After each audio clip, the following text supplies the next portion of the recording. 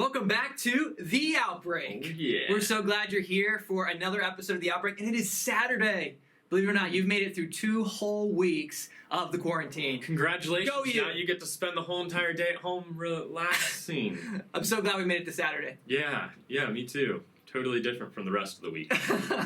We are so glad you're still tuning in remarkably for episode 12 of The Outbreak. And it's just our pleasure to entertain you today and hopefully cheer your heart a little bit in the midst of the quarantine. Absolutely. Now, I know a lot of you guys have probably been watching the news bogged down by all the politics going on right now, but I just wanted to wear this hat for you to represent a political standpoint we can all get behind. Guys, vote for Pedro, and all your wildest dreams will come true.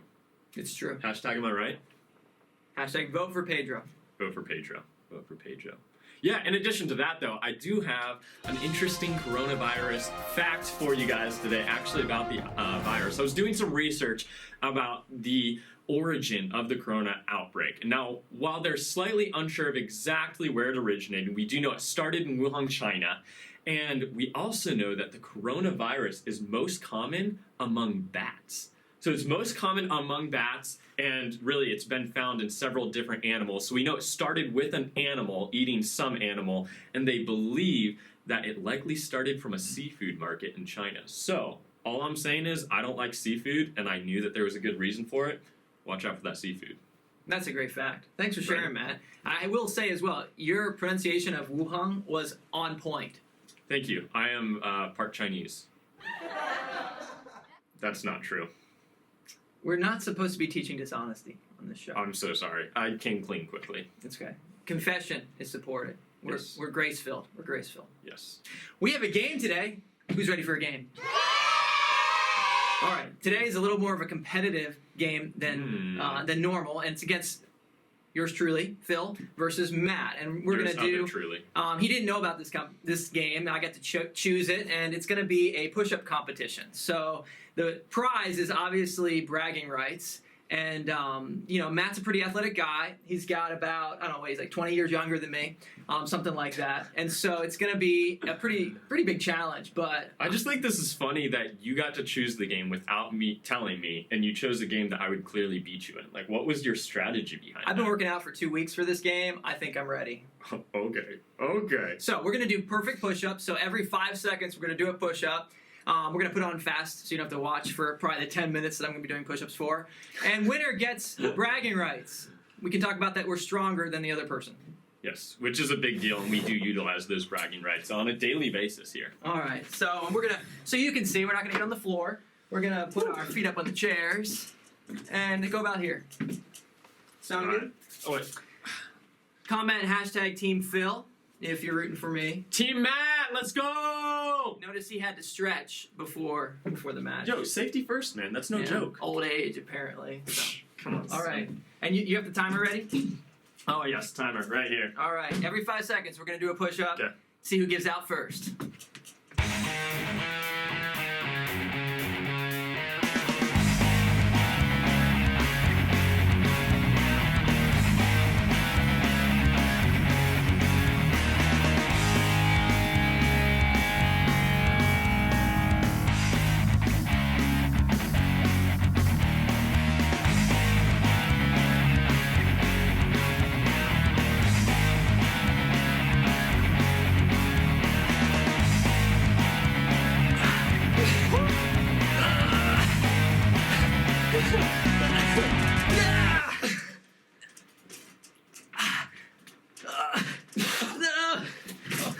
Let's go! Another. Matt, I think you actually beat me. Wow. That was easy. That was easy. I'm not even tired. That was the worst idea ever. That was a stupid idea. It didn't seem like long to you, but we actually went for 4 minutes. 4 minutes. And 25 seconds. Matt went for 4 minutes, 30 seconds. Oh my gosh. Air 5. Oh, I can barely lift my arms. That was a painful air 5. In all seriousness, though, you can use the quarantine as a time to get fit. How cool would that be? For you to come back from the quarantine, having like a physique like Phil or Matt. You know what I always say, quarantine, sorantine. That's good. That's good. Vote for Pedro, folks. Vote for Pedro. Well done, Matt. Well done. Thank you. Well done. That was tough. I'm gonna be sore. For Phil told me ahead of time he thinks that if we can go for 2 minutes, we're in real good shape, and I'm thinking I can for sure do 2 minutes. Then 4 minutes in, he's looking strong, and I got worried. Yeah, it was rough. It was rough. All right, hey, we're going to do our last look at 1 Thessalonians 5, and we're going to look at verse 16, 17, and 18. I'm going to read the whole thing again. It says, "Rejoice always, pray continually, give thanks in all circumstances, for this is God's will for you in Christ Jesus." We've looked at rejoice always, and then we looked at yesterday, pray continually, kind of going live with God, being a constant conversation with God. And today I want to just talk about giving thanks in all circumstances. And man, that is hard right now. There's a lot of reasons where we could complain. Yeah. Because life's different, right? Life's not what you want it to be right now.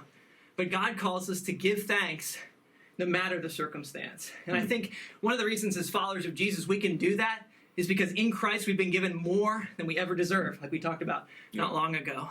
You've been given more than you ever deserve. So give thanks for everything that God has given you. Even if you get the coronavirus, even if you've been stuck at home for 2, 3, 4 weeks, God has given you so much that we can be thankful for.